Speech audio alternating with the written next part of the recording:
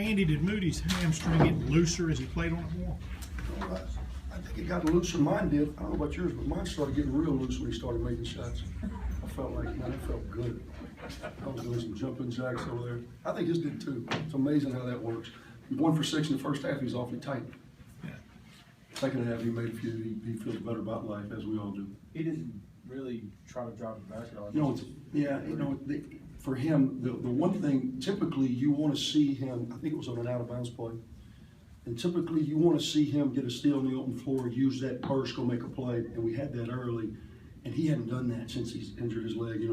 He's practiced, but we've limited his reps, and so he kind of spurted out. I think it caught him a little bit, and he's going to be sore for a little while, but really proud of his effort, man. We needed him in a big way. This team needs a leader, Everybody wants to be Batman, but can't everybody be Batman?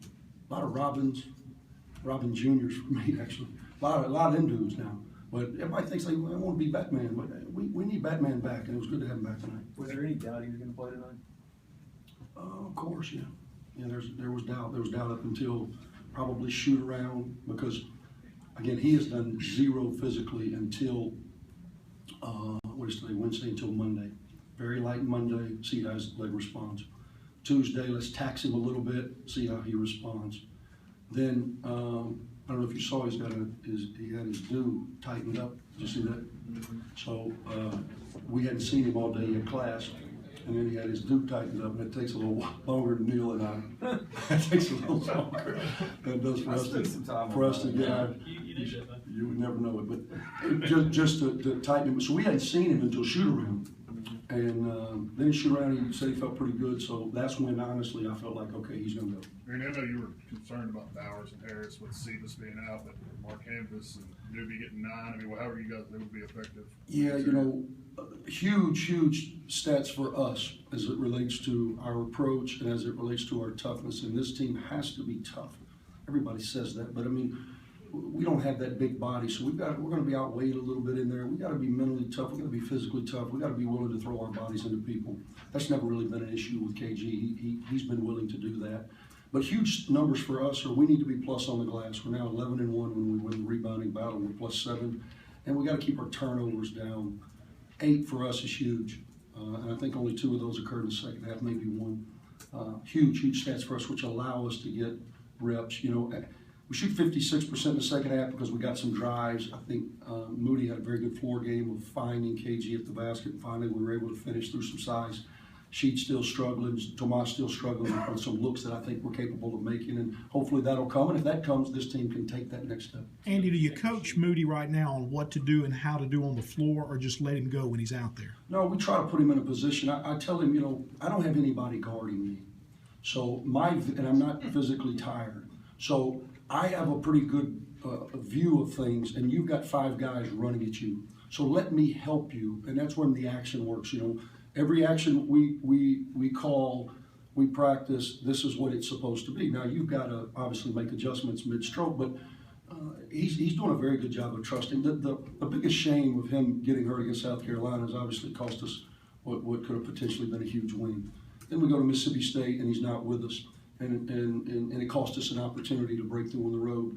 But the biggest thing was he was in such a great rhythm. I think for the first time in his career, the game has slowed down for him. Against South Carolina, prior to him pulling up at about 5 minutes to play, I thought he was playing at a different pace than everybody else. It was easy and it was free. And nights like tonight hopefully will allow him to get back to that mindset.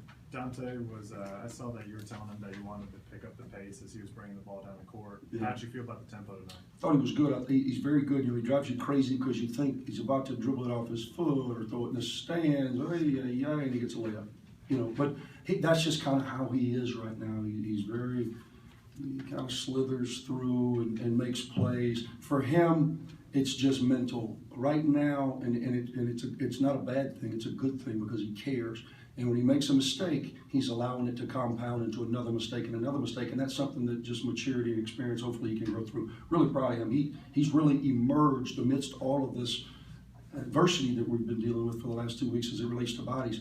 he's the one guy that I think has really taken that step forward, where now he's obviously very solid in the rotation, and he's a pivotal part of what we're doing. Andy, do you think Rashid's length on defensively kind of hurt Canty? And No, I think to give Canty credit, he was not making shots, but I thought he did a really good job. First half, he had 6 rebounds, 6 assists. He was doing a good job of finding people. They just space you with shooters.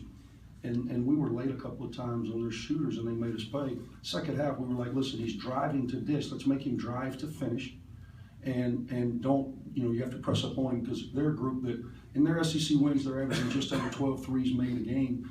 In their losses, they're about 6.5. Our magic number was 10. Now, they still made 10, but, for the first time in a while, we were able to make some shots in the second half. Andy, talk about newbie 31 minutes tonight and Saiz's situation in terms of projection. Yeah, Saiz will still be out Saturday for sure. He goes back to see the surgeon early next week, and that will be our telltale as to what is next. But he will not play Kansas State. It's great to have Newbie back now.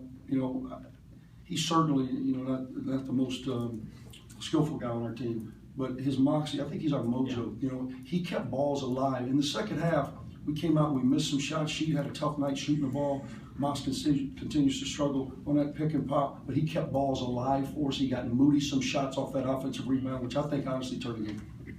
anything else? Mark Canvas finished at the rim a lot better. Andy, what was different about him tonight? Well, I think he slowed down. It's funny as it is to say, he needs to slow down a little bit. And I think confidence is so important for him. It's great to see him go 7 for 11 from the free throw line. He really struggled from the free throw line. Him finishing at the basket, us allowing him, putting him in a position where all he has to do is catch and finish, as opposed to trying to manufacture things. A lot of that's our fault, and we've addressed that. Let's don't put guys in positions that they cannot be successful. Everybody here is for a reason. There's a specific reason, quite frankly, and so just do your job. And I thought tonight he did a very good job of doing what he's supposed to do. We've talked a lot about Moody. What does it mean for this team, though, to snap a 4-game losing streak? Do you see an extra lift in the step? It's huge. For us, we just needed to win. It's been a while. We needed to win. We needed to break through. We needed to get some confidence back. We got to hold this thing in the road till we get Sebas back, and then put ourselves in a position to make a run down the stretch. Coach, just looking ahead to Saturday, I know it's kind of a made-for-TV event, but do you like this non-conference matchup in the heart of conference play? To be honest with you, I hadn't even thought about it. I'll start thinking about it now.